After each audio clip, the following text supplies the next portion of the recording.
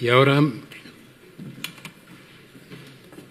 Manuel Salinas de Frías, de la Universidad de Salamanca, que va a hablar de prosopografía, espero que con toda libertad y de contracción, a pesar de lo que he dicho yo de mi relación con la prosopografía, y que es nada más que mi relación.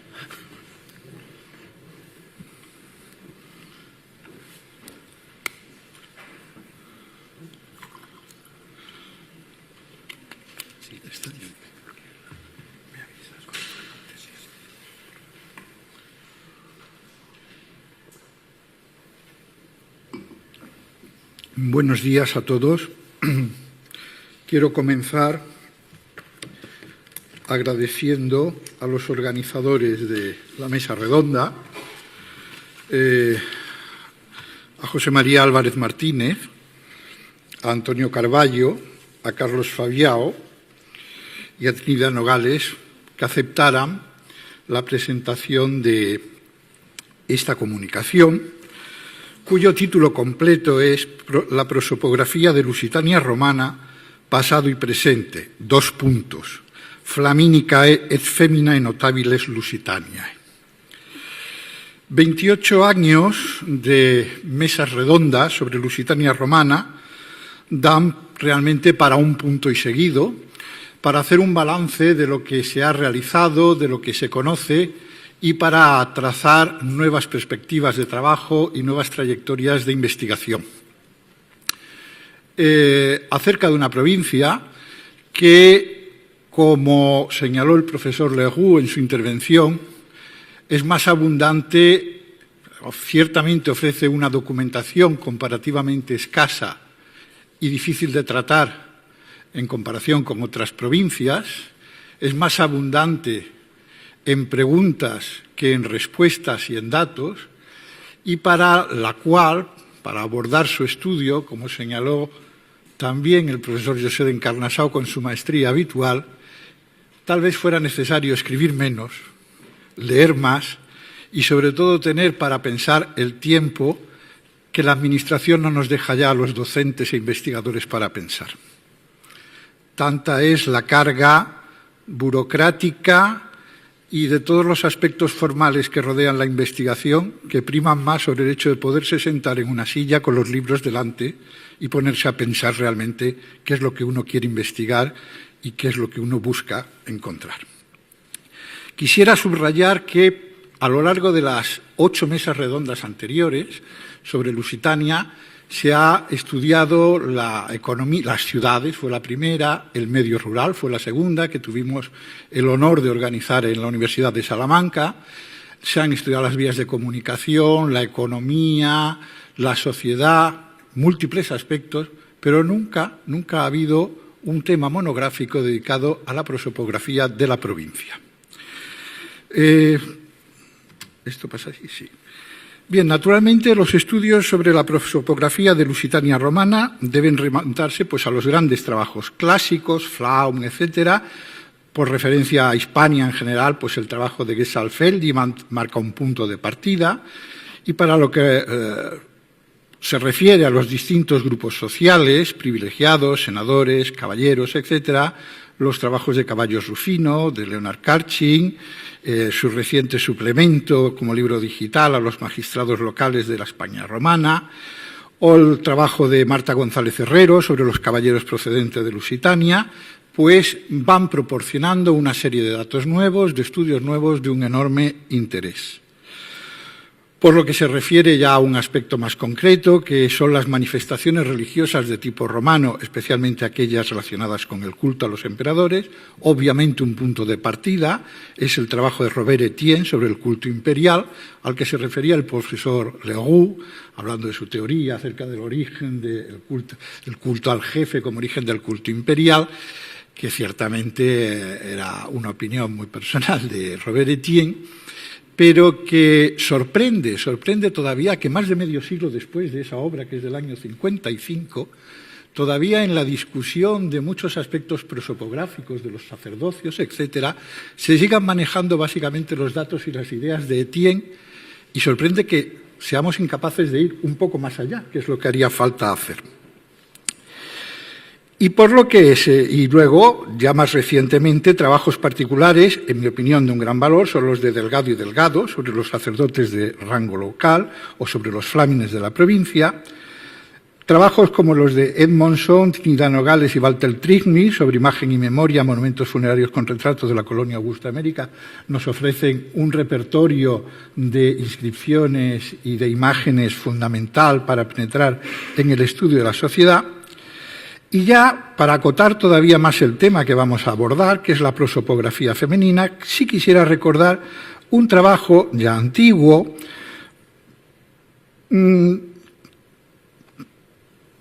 cuyos aspectos claramente mejorables pues no impiden apreciar la buena voluntad que tuvo, que es el de Henar Gallego Franco, Femina Dignísima, Mujer y Sociedad de la España Romana, y más recientemente el trabajo de Milagros Navarro, Las mujeres de la élite hispano-romana, en la obra colectiva sobre las élites hispánicas, y hay que esperar que salga pronto a la luz su monografía.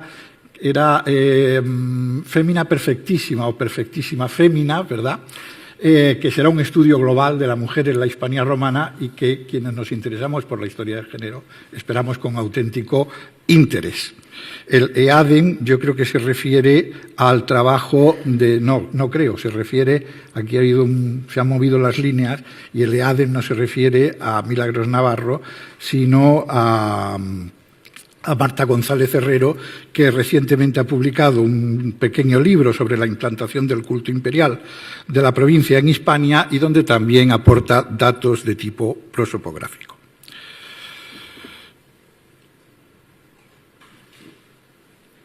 Todos estos trabajos han proporcionado durante el último medio siglo un conocimiento cada vez más detallado y completo de los individuos notables de Lusitania, magistrados de distinto rango o sacerdotes. Sin embargo, todos ellos son parciales y hasta el presente no existe una obra de conjunto que abarque no solo a todos los estamentos, sino también a cualesquier personas con significación histórica en la sociedad lusitana romana. La prosopografía de Lusitania Romana, cuyo acrónimo es PROLUR, es un proyecto de investigación emprendido por el grupo de investigación reconocido, GIR, Hesperia, de la Universidad de Salamanca. Observarán ustedes la poca originalidad que tenemos los españoles. Cada vez que tenemos que nombrar un grupo de investigación, sea en Salamanca, sea en la Complutense, sea Hesperia. A lo mejor es que tenemos una gran afinidad de conceptos. Que pretende, como su nombre indica, el proyecto, elaborar una prosopografía de los personajes notables de la provincia de Lusitania que sirva de material de consulta a todos aquellos estudiosos interesados en obtener una información rápida y precisa sobre un determinado sujeto de la élite hispano-romana de la provincia. Dicho de una manera coloquial, se trata de realizar el who is who de la Lusitania romana. Naturalmente, el concepto de notable es un concepto impreciso que es necesario definir y que de manera muy provisional podríamos enunciar como que se trata de recoger y estudiar todas aquellas personas que destacan bien por su posición social o económica, su pertenencia a un determinado grupo de poder o por haber realizado una acción notable que los destaca al primer plano. Senadores, caballeros, decuriones, sacerdotes, militares o libertos evergetas. Para el caso de los individuos varones, la prosopografía no ofrece problemas metodológicos en principio. Quedan incluidos en ella, ipso facto, todos aquellos sujetos que han desempeñado magistraturas locales o provinciales y que han sido recogidos por los estudios de Delgado o por Cacci. Pero por lo que respecta a las personas de sexo femenino, la situación es más complicada. En el caso del mundo romano, la elaboración de una prosopografía femenina tropieza con el obstáculo de que la mujer fue siempre un ciudadano de segunda categoría que no tuvo nunca plenitud de derechos civiles. Como tal, o mejor dicho, no tenía los mismos derechos que el hombre. Como tal, el hombre ciudadano, la mujer estaba excluida del ejercicio de las magistraturas y en general del espacio público social.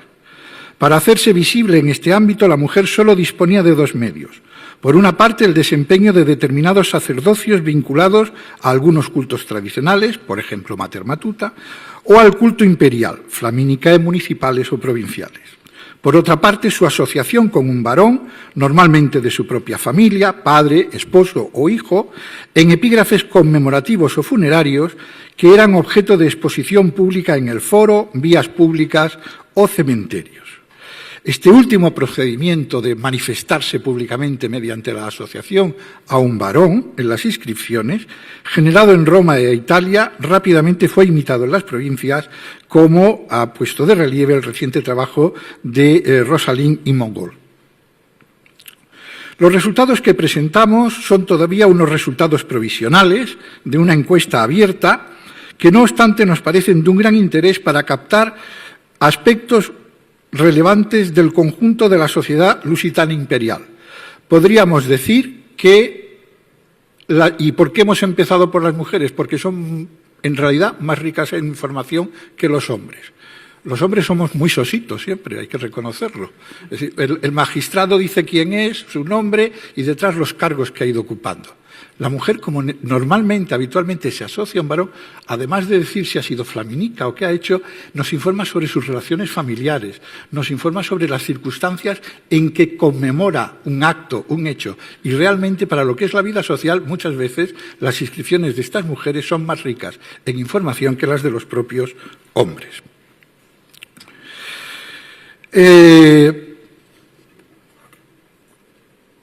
Hemos tenido en cuenta, naturalmente, las mujeres que han desempeñado el sacerdocio del culto imperial, local o provincial, por su condición de cuasimagistratura.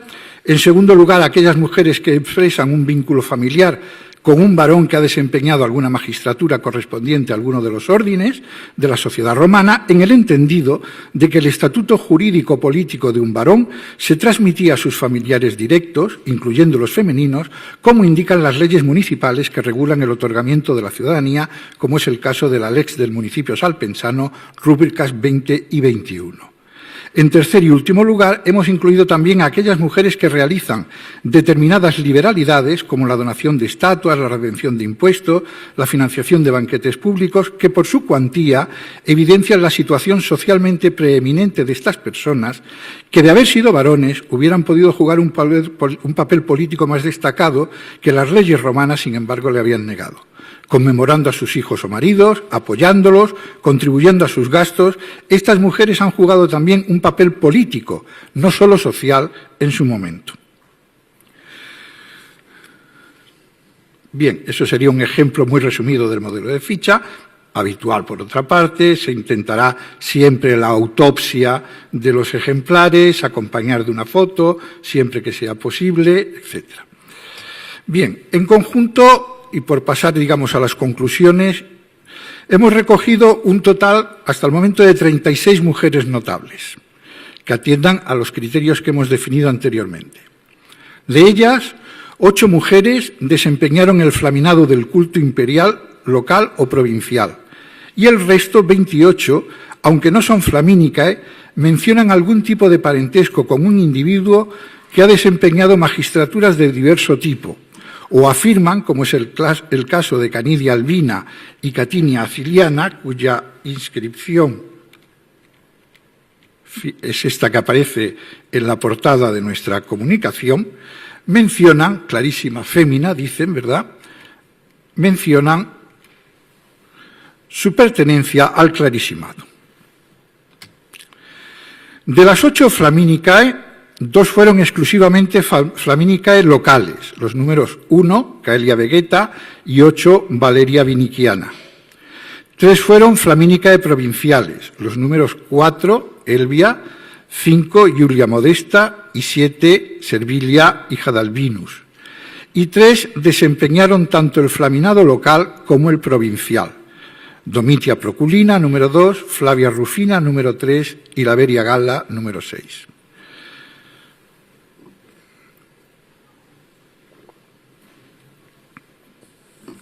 En todos los casos, el flaminado provincial aparece descrito como Flaminica Provinciae Lusitaniae, de acuerdo con una fórmula estandarizada que se desarrolla a partir de la reestructuración del culto por Vespasiano. Por tanto, hay que datar la existencia de estas sacerdotisas, por lo menos las provinciales, a partir del último cuarto del siglo I y a lo largo del siglo II. En el caso de las flamínicae locales que no desempeñaron el sacerdocio provincial, los números 1 y 8, Caelia Vegeta y Valeria Viniciana, la primera de ellas, Caelia Vegeta, se puede datar con seguridad por su marido, Marcus Gellius Rutilianus, que fue duovir en Olisipo, en época de Adriano. En cuanto a la segunda, la pérdida del monumento, Valeria Viniciana, en cuanto a la segunda, la pérdida del monumento impide mayor precisión, pero es probable que se date también en el siglo II. Por supuesto, todas ellas todas las flamínicas proceden de ciudades que son municipios, Olisipo, Caesaróbriga, Salaquia, Conímbriga, Bobadela, Conímbriga, Oscilaúna, Colipo, o bien colonias, como Emérita, constatándose una mayor presencia en los municipios que en las colonias, como ya observara Robert Etienne precisamente en la primera mesa redonda sobre Lusitania. Estas mujeres ejercieron un auténtico poder social en sus respectivas ciudades, que probablemente se extendió más allá de las mismas a zonas mayores o menores de la provincia. Julia Modesta, por ejemplo, costeó ex patrimonio suo, ¿verdad?, dice al final de la primera inscripción, la construcción de las puertas y el pórtico, probablemente del foro de su pequeña ciudad, en un alarde de orgullo propio, mediante una inversión que debió ser ciertamente costosa. Probablemente, antes de ese momento, del momento en que hace la inscripción conmemorando la donación de las puertas y el pórtico, antes, ya había buscado notoriedad social asociándose a la figura de su marido, Sextus Aponius Schebus Flaccus, flamen provincial, costeando una estatua a Pietas en honor del mismo, así como de la gens de sus propios padres, y por tanto la suya propia, la gens Julia. La estatua, probablemente de bronce, debía ser lo suficientemente notable como para no desmerecer la ambición de la dedicatoria. Probablemente ella todavía no era nada, puesto que no menciona el flaminado, pero ella ya quiere emular y presentarse socialmente, y tiene que hacer ciertamente una donación espléndida para que, digamos, compense el hecho de la importancia de su marido.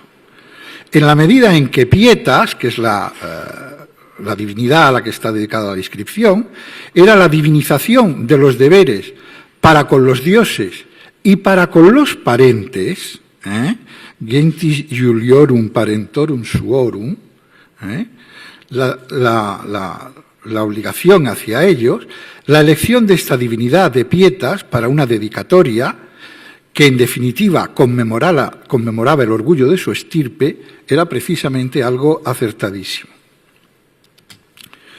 Domitia Proculina, en Caesaróbriga, estaba probablemente emparentada con Domitia Atia, esposa de Lucius Annius Placidus, que fue 3 veces duovir de la ciudad, en la cual debía haber probablemente una gens Domitia acomodada, como Abascal ha hecho notar. Tenemos aquí la inscripción de Domitia Atia, ¿verdad?, de Domitia Proculina, perdón, que comparte nombre con Domitia Atia. Flavia Rufina, cuyo pedestal expuso anteriormente también José de Encarnassau, un pedestal magnífico que tuve la ocasión de fotografiar recientemente en Évora, en el Museo de Évora, que es una preciosidad, es algo impresionante. Fue flaminica en Salaquia, de donde era natural, pero también en Mérida, además de desempeñar el flaminado social, es decir, una mujer que establece una amplia red de contactos, de influencias sociales. Y aquí el pedestal que veíamos antes, y cuyos laterales son realmente, es una inscripción a Iovi óptimo máximo, y el águila de Júpiter aparece en uno de los lados, la relación es clarísima con la divinidad a la que está dedicada, y en la otra parte hay como una estilización vegetal que sin tener realmente pruebas, pero me recuerda el roble, la hoja del roble, que es el árbol de Júpiter precisamente, que es una hoja así lobulada y festoneada. Y la Veria Galla, probablemente natural de Évora, donde desempeña el flaminado local y provincial después, y que, quizá por esta última razón o porque su marido fuera un notable de Colipo, recibió el homenaje póstumo de los coliponenses. El evergetismo público constituyó un medio eficaz para estas mujeres de obtener notoriedad a la vez que de expresar su influencia. Hemos visto a Julia Modesta costeando las obras públicas de su ciudad. Otras mujeres adornan con sus estatuas los foros locales ex decreto de Curionum o reciben un monumento póstumo de la misma manera. Este comportamiento se observa también en otras mujeres que, aunque no consta que desempeñaran el flaminado, sin duda tenían un nivel de influencia social, dado que sus maridos eran magistrados de sus ciudades respectivas. Es el caso de Julia Luperca. Esta es una dedicatoria a Servilia Lucifilia, ¿verdad?, y a Luqueia Albina, una dedicatoria doble muy interesante y que dice que está hecha decreto de Curionum, que está colocado el pedestal, de manera que el municipio, ¿verdad?, decreta las honras a estas mujeres. En este caso, una de ellas es flamínica provincial. Y Julia Luperca es el caso que es, ella no desempeña flaminado, pero es la mujer de un notable, ¿verdad? Es la esposa de Marcus Fidius Macer, que debía ser, este individuo, uno de los sujetos más importantes de Capera, a juzgar por el hecho de que desempeñó 3 veces la magistratura local antes de la conversión de la ciudad en municipio y posteriormente fue 2 veces duovir de la misma ciudad. Un hombre, por tanto, de una influencia social y de un poder local enorme. La potencia política, y por cierto que se acaba de recuperar hace muy poco tiempo la inscripción de Julia Luperca, que se creía perdida. La potencia política y económica de los fidii caparenses quedó explicitada mediante la construcción del tetrapilo que daba acceso al foro, adornado con los retratos ecuestres de Fidius Macer y sus antepasados. Pero en otro de los paramentos, el magistrado hizo representar también a su esposa con la correspondiente dedicatoria. Un caso notable en este sentido es el del conjunto de dedicatorias con las que Coqueia Severa, natural de Norba Caesarina, pero afincada en Capera, conmemoró a su abuela Avita, a su madre Trevia Prócula y a su tía materna Trevia Vegeta. Aquí tenemos en la que conmemora a su abuela, a su madre y a su tía materna Trevia Vegeta.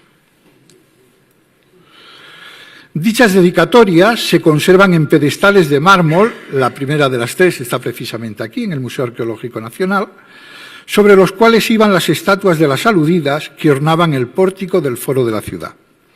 Es notable que en ninguna de las inscripciones se aluda a los varones de la familia, salvo por la preceptiva mención de la filiación, y no sabemos si este rasgo se debe relacionar o no con relaciones familiares de tipo indígena.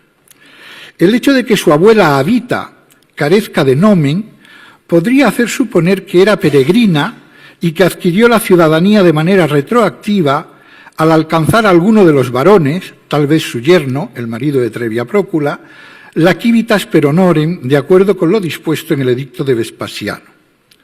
Coqueia se estableció en Capera, ella menciona su origo norbense, y atrajo a su abuela y probablemente a su tía. Se conoce un Victorinus, Servus de Coqueia, de C. Severa es la imagen de la derecha, que dedica un esvoto a la diosa indígena Ataecina en Malpartida de Cáceres, y se conoce también a un liberto, no tengo foto de la inscripción, Coqueius Modestianus, documentado también en el mismo lugar, en Malpartida de Cáceres. Y además conocemos la otra inscripción en Casas de Reina, ya en la Bética, en Regina, en que ella dedica este estamento, el epígrafe, a Publius Numisius Superstes. Es decir, encontramos a Coqueia Severa, originaria de Norba, afincada en Capera, pero cuyas relaciones epigráficamente se atestiguan incluso hasta el norte de la Bética.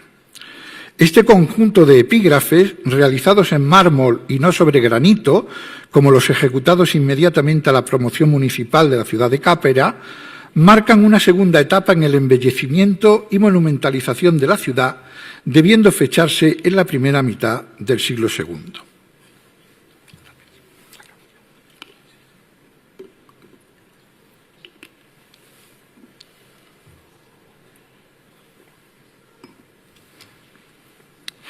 En los casos de mujeres que no han desempeñado el flaminado, pero que se asocian a las figuras de parientes para alcanzar visibilidad social, observamos que la relación, hemos hecho un conteo, la relación uxor maritus es la más frecuente, 9 veces, junto con la relación mater filius, 7 veces.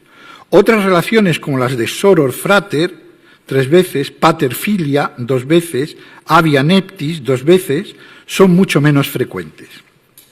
A veces estas mujeres hacen constar que erigen la inscripción de suo o que añaden una dádiva, por ejemplo, epulodato.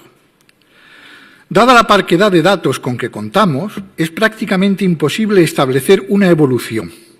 No obstante, y a riesgo de equivocarnos en nuestras conclusiones, si tenemos en cuenta que alguna de ellas dice ser flaminica prima o flaminica prima et perpetua o flaminica perpetua, estas expresiones dan a entender que el elenco de Flamínica fue bastante restringido, ya que el cargo no se renovaba anualmente, como dan a entender esas expresiones, sino que en ocasiones era necesario esperar al fallecimiento de una para proceder a la elección de otra nueva sacerdotisa. Si tenemos en cuenta que no podemos datar con seguridad en el siglo III ninguna de las inscripciones que aluden a ellas, alcanzamos la sensación de que el flaminado femenino local y provincial de Lusitania se desarrolló a partir de la reforma del culto realizada por Vespasiano, incentivado seguramente por la conversión de ciudades peregrinas en municipios flavios y el deseo de las élites locales de mostrar su adhesión al poder imperial y ostentar un modo de vida romano.